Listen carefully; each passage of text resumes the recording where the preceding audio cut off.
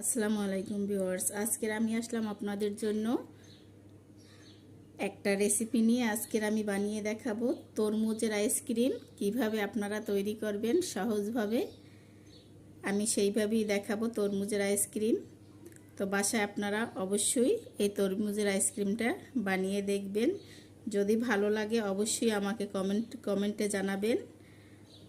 আর আমার চ্যানেলটি এখনও যারা সাবস্ক্রাইব করেন নাই তাদের কাছে অনুরোধ রইল, তারা আমার চ্যানেলটি সাবস্ক্রাইব করে দিয়ে লাইক কমেন্ট শেয়ার করে দিবেন।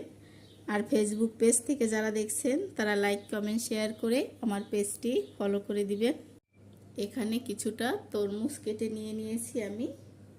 এখন এটা একটা ব্লেন্ডার জারে নিয়ে আমি ব্লেন্ড করে তারপর ছেঁকে নিচ্ছি, যাতে কোনো বিচি কিংবা আস্ত টুকরো না থাকে।